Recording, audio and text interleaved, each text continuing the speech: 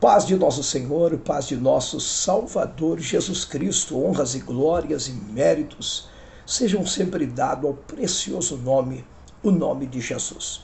Eu glorifico a Deus por mais este momento que nós recebemos de Deus como oportunidade, privilégio, como presente de doarmos ao serviço do Senhor.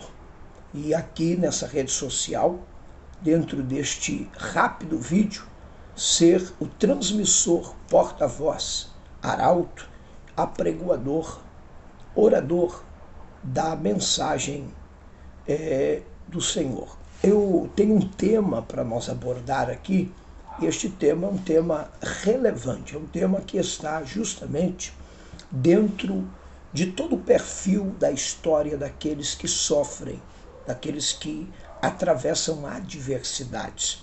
Este é um tema que eu quero abordar, que ele tem sido uma pergunta, ela tem sido uma pergunta que tem provocado nas pessoas que estão sofrendo, passando dificuldades, desertos, aflições, que estão diante de batalhas travadas, de guerras que parecem não ser vencidas, pessoas que estão realmente angustiadas, precisando de um mover, de um socorro de Deus, precisando do agir de Deus.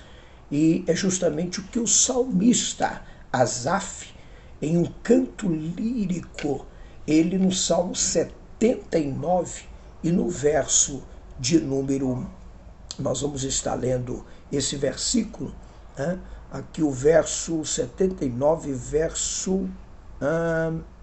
deixa eu trazer aqui para os irmãos, para nós refletir estas verdades sagradas que realmente impulsam, em alguma das vezes, a nossa segurança ao Senhor, né?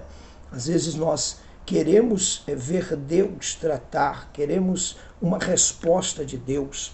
Às vezes nós estamos ali procurando que Deus faça alguma coisa ao nosso favor, diante de tantas guerras que nós estamos atravessando. Eu paro para pensar nesse momento quantas e quantas pessoas que perderam um ente querido em pleno carnaval, perderam um ente querido com a facada, com uma bala na cabeça, foi morto a tiro, outras pessoas brigaram, quebraram braço, outros foram presos. Carnaval trouxe grandes desgraças e, com certeza, muitos choraram, muitos sentiram a sua perca e muitos estão decepcionados. Famílias são destruídas, e eu não disse no contexto só do carnaval.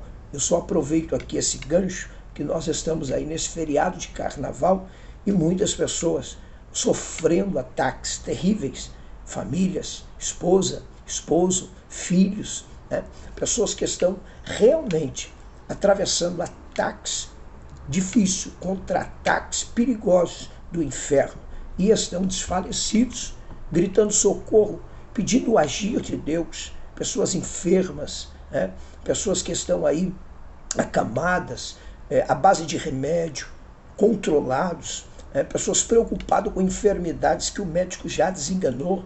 Então nós temos aí pessoas desempregadas, pai de família que levanta pela manhã, não acha uma porta aberta, pessoas que têm um aluguel para pagar, têm os filhos para cuidar, pessoas que não têm mais o controle da situação.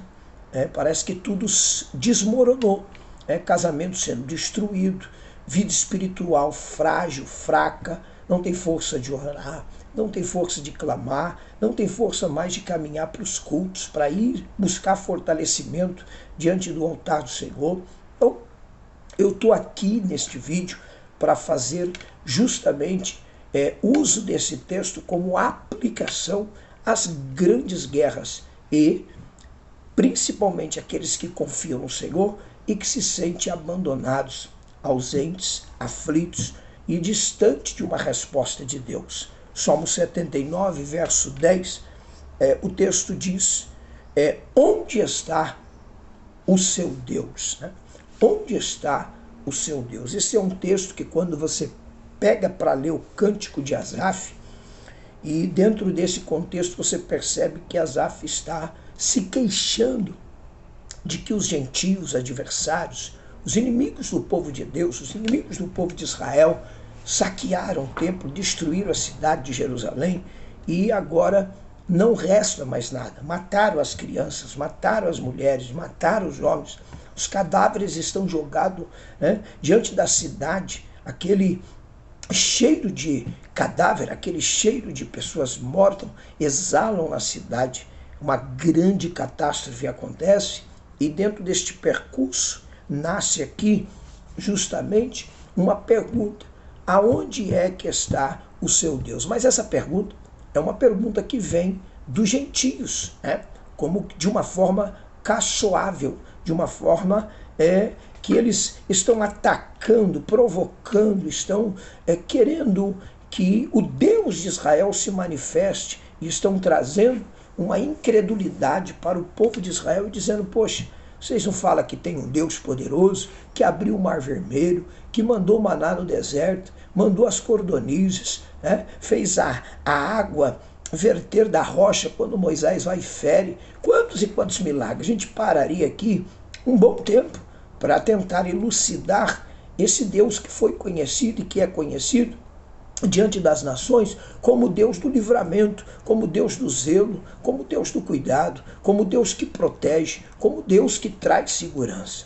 E neste momento, tudo que estamos ouvindo é justamente os pagãos, os gentios, os inimigos de Israel, os idólatras, os incrédulos, apontando o dedo e dizendo: cadê o vosso Deus? Aonde é que está o vosso Deus? Esse texto é tão lindo, é tão profundo, que o cântico de Asaf, no verso de número 6, aqui, deixa eu trabalhar o assunto, diz: apressa-te. Olha isso, irmãos, apressa-te, né?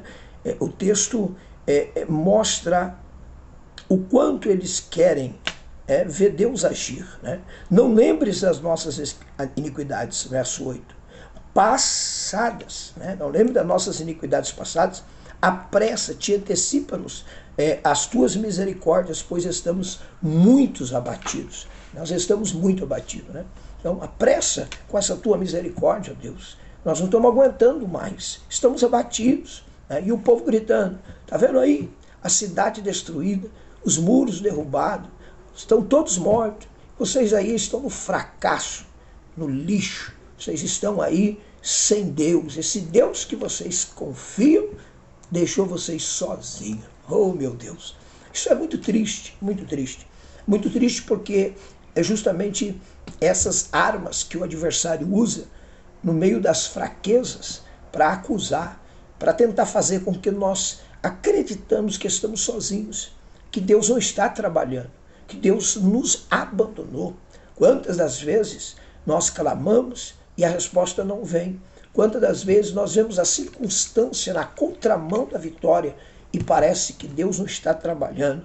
E a pergunta é: onde está Deus? É aqui justamente o tema que eu aplaco, que eu cauterizo, que eu martelo em cima, que eu faço questão de agulhar com bastante lucidez, para que você que está me assistindo possa entender que Deus jamais perde o controle da situação. E é justamente dentro deste perfil, desta pergunta: aonde é que está o seu Deus?, que nós temos três verdades que provam que Deus está no controle de tudo. Primeira razão aqui é que Deus está no trono. Primeiro ponto: onde está Deus? Deus está no trono. Isso é inevitável. A Bíblia Sagrada garante. Se ela é o meu manual, se a palavra de Deus é a lâmpada para os meus pés, se a palavra de Deus é aquela que traça a minha fé para o sobrenatural, então eu acredito piamente que Deus está no trono. Isso é prova de alguns versículos bíblicos que está registrado em Salmos 47, verso 8, quando a Bíblia diz, o salmista: Deus reina sobre todas as ações, Deus está assentado em seu santo trono. Este é um versículo que prova que Deus está no trono. Toda vez que você se sentir ausente, distante, até mesmo sem ver Deus agir, uma vez que você se sentir distante da ação de Deus, não desanime, não se torne uma pessoa incrédula, não murmure, porque Deus está no trono. E essa questão de Deus estar no trono, ela tem muito a ver com o controle de Deus, com aquilo que Deus está dirigindo, regendo, movendo, né? Então, Deus não perde o controle de absolutamente nada. Independente das grandes tragédias, independente dos grandes problemas que a humanidade sofre, a decadência moral, a decadência de leis, a decadência de famílias, de relacionamentos, independente do que nós possamos viver como tragédia, como, né, grandes dificuldades. E eu insisto nisso dizendo, porque tem muita pessoa que está perguntando, cadê Deus? Né? Provocando Deus como se Deus tivesse que trabalhar da forma que nós queremos, da forma que nós desejamos. E isso é um pecado muito grande, querer ensinar Deus. Deus, ele não tem que fazer o que eu quero, o que eu acho que pode dar certo ou que vai dar certo. Porque o plano de Deus é perfeito e a forma de Deus trabalhar, ela não está dentro deste presente momento. Ela está sempre na frente. Deus está olhando sempre lá na frente. E Deus jamais vai deixar que a injustiça prevaleça diante daqueles que confiam e acreditam no Senhor. Deus está no trono. Capítulo 6 do profeta Isaías, há uma visão que Deus dá para Isaías. E ele vê ali no dia que morreu o rei Uzias. Quando o rei Uzias deixa o trono de Judá vazio, então Deus mostra ali um alto e sublime trono e Isaías vê o Senhor assentado nele. E ali é prova de que Deus está assentado sobre o trono.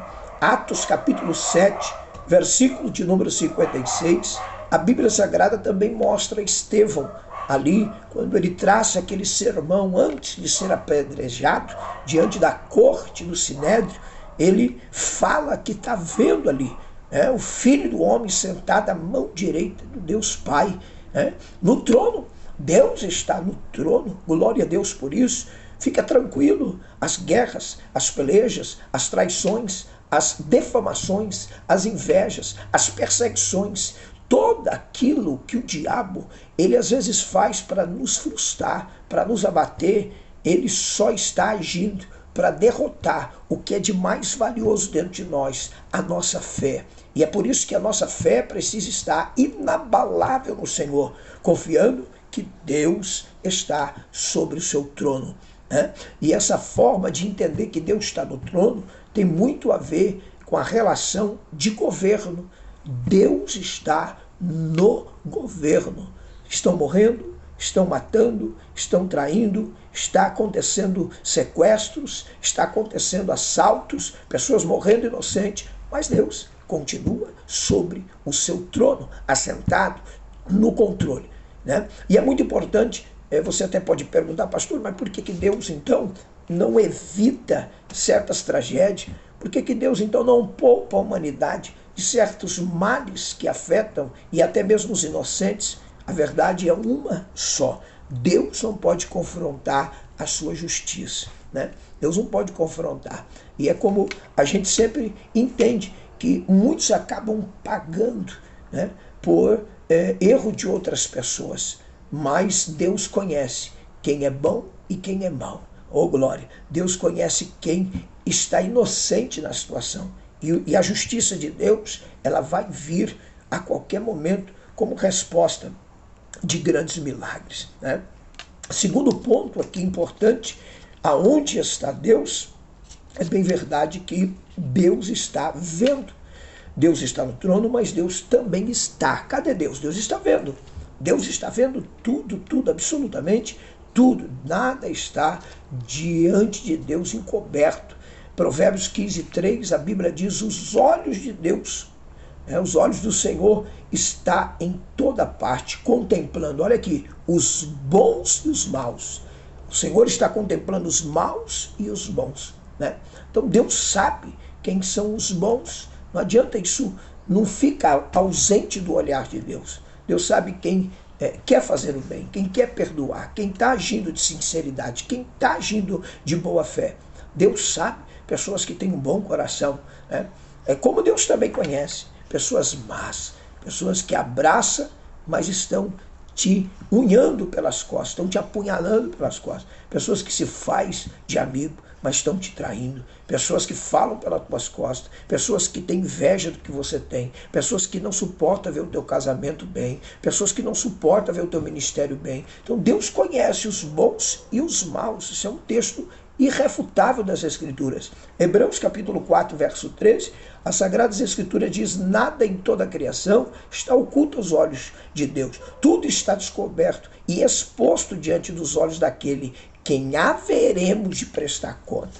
Então aqui está uma resposta de prestação de conta, né? Pastor, mas por que Deus não fez isso, não fez aquilo?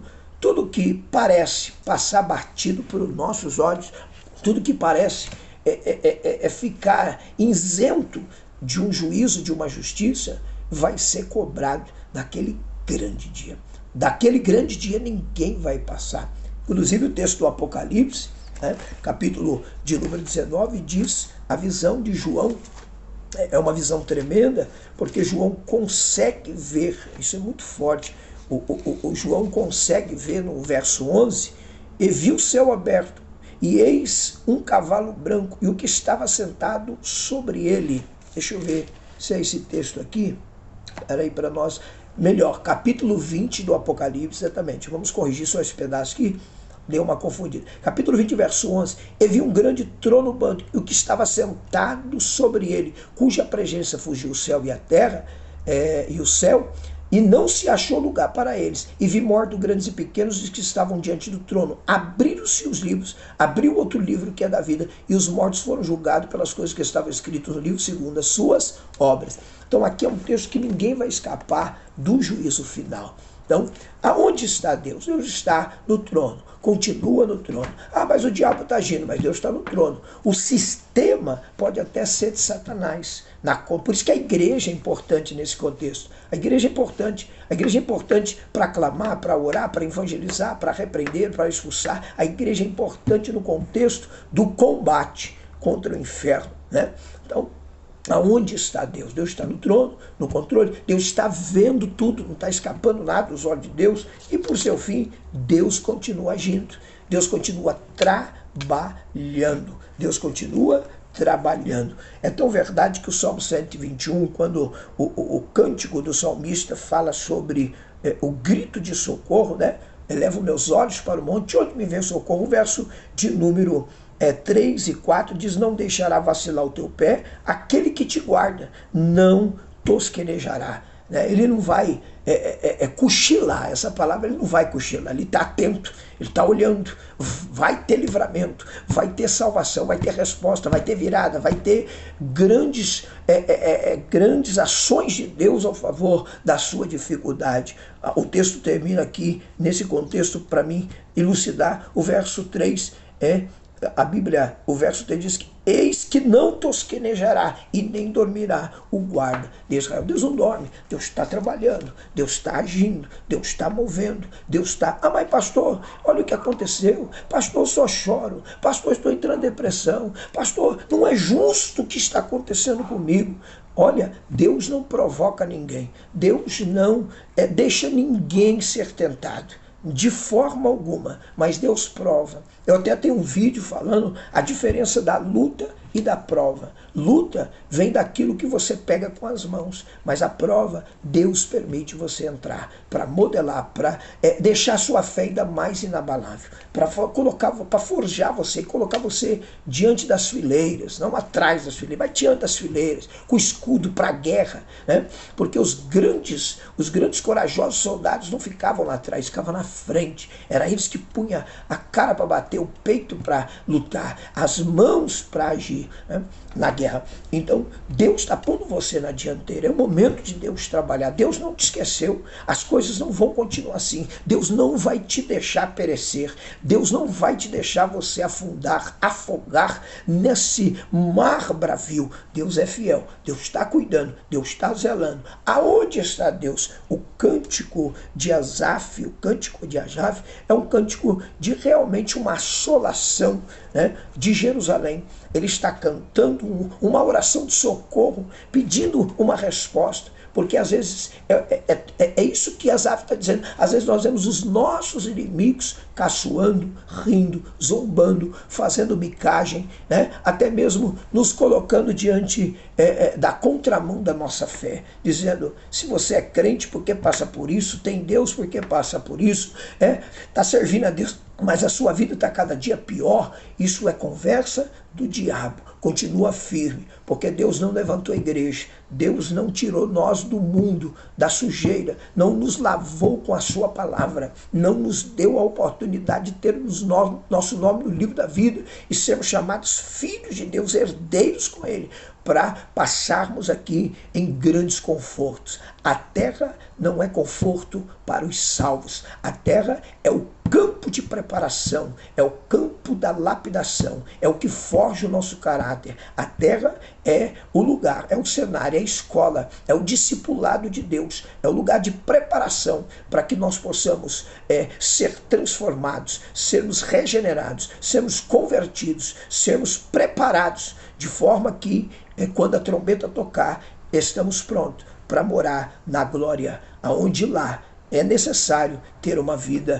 de confiança, ter uma vida de convicção, ter uma vida de fé. Só entra no céu quem guarda a sua esperança no Senhor, quem tem firme a sua fé no Senhor. O céu não é para covarde. O céu, chamado ministerial, também não é para covarde.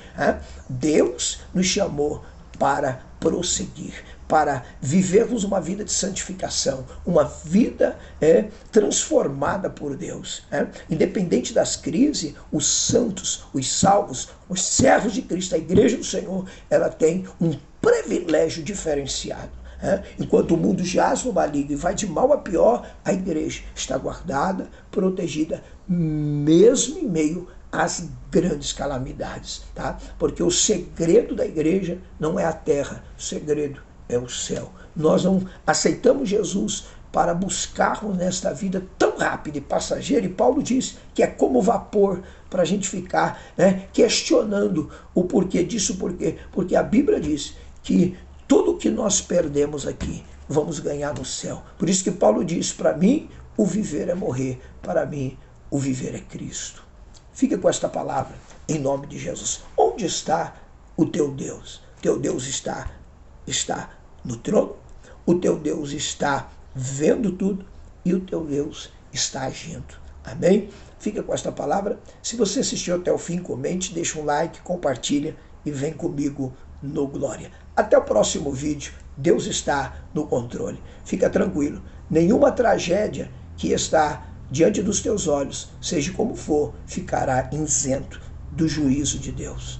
Deus não se deixa escarnecer. Guarde, fique firme. O importante é você chegar no céu, independente do que aconteça. Às vezes dói perder um braço, dói perder um amigo, dói perder um parente, dói perder uma grande amizade. Às vezes dói perder, enfim. Mas o que vale é que nós não vamos perder a nossa alma, porque a nossa alma é de Jesus e nós vamos morar no céu, lutar para chegar lá em nome de Jesus. Amém?